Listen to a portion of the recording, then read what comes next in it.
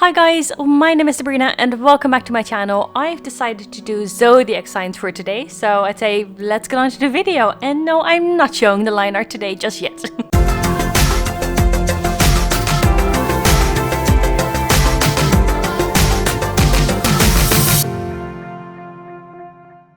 So I wanted to do something new, and that is zodiac signs. And it gives me something to do every single month that is like part of a theme, and I think by the end of the year you could really see a nice year of zodiac signs in my art, and that's what I really wanted to do. So I decided to go ahead and start with the first one that starts in the new year, which is Aquarius. So that's what I'm doing right here, and I imagined her, like the keywords were kind of flowy water, of course, with like a jog coming, with the water coming out, and a beautiful long dress and flowy hair. So that is kind of what I tried to do here in the drawing as well. I did struggle a little bit with the hair because I wanted everything to look nice. So that's what I made a few adjustments in. I have to say the hands are starting to get a little bit better. Not always, but I'm getting there. And after one full year of doing art, you have to tackle the hands more and more, and you want different positions as well. You don't want the same static positions for every single drawing. So I was trying to switch it up as well. I was trying to give the dress a lot of nice flowy ribbons. So that's what I've done here, and I really like the way it looks. And I have this idea of how I'm going to color everything in, and it turned out a little bit different than I originally planned. But yeah, sometimes it's for the better, and I think in this scenario it is for the better. So I went ahead and gave her a bit darker skin tone. I wanted her to have a little tan basically, and I think it looks so nice. It's so warm, and that is really what I went for here, and I'm so happy that I did. It looks so incredibly nice, and I'm using colors that I normally don't use because normally I go for the lighter skin tone, but I think this one is so beautiful right now. I really am happy with that decision that I've made here. And I have to say that I spent a bit more time on working on the skin because I wanted it to look as good as possible, and I wanted her to have rosy cheeks and for it to look nice and healthy and things. So that's what I tried to do here. So as always, I start off with the head because that is the top part of the drawing, and that's kind of where I always like to start. And I really spent a lot of time trying, first of all, not to try to go outside the lines, because if I'm in a rush, that sometimes tends to happen, and then I have to go in with my colors blender, because especially if you have like hair that is a lighter color, then you don't want to have any skin tones coming out in the hair, so that would just look really weird. So that's what I tried to do. I did have to use the colors blender. I don't know if you guys saw that, but I did have to use it because I don't know, I wouldn't be me without having to use the colors blender, I suppose. So that's what I went for. Colored in her hands as well and tried to figure out where I wanted the shading, which can be tricky as well. I think I need to study it just a bit more, and I think it worked out quite well right now.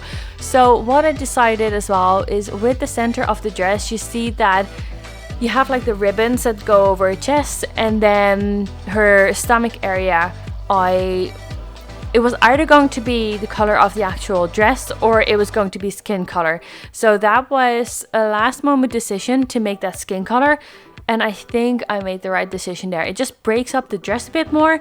It gives it just something a little nicer than if it would have been just the dress color itself. So I think I'm quite happy with that.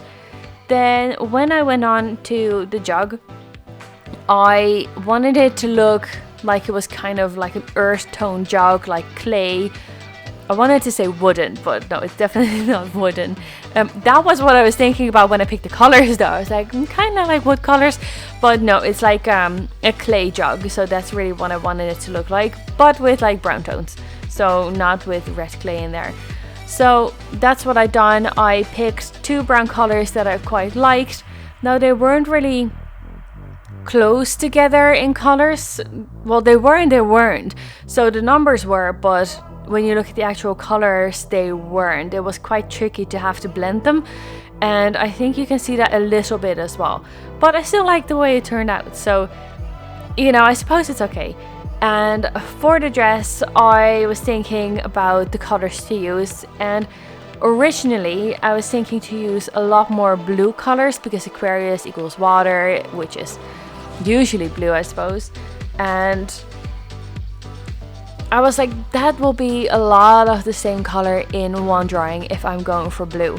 So as you can see, I have the color wheels in the video as well, and I'm actually using these color wheels to determine what other color I would like on there. So I know blue and purple are quite close together, but you have different kind of color wheels, so you can see which colors kind of complement each other. And I don't know how exactly the phrasing is or how you're supposed to say it, but I use them to decide what colors I would like, basically. And I've said this before and I'll say it again, these color wheels are not my idea. I found them on Bailey J's channel and I absolutely like them so incredibly much. I'm so happy I made them. I've got 6 in total, and as you can see, like every single one of them is a little bit different, but that is what helps you as well. That helps you pick out the colors that you want or that will complement each other, or if you have multiple colors in one drawing, you can see which ones will basically fit nicely together.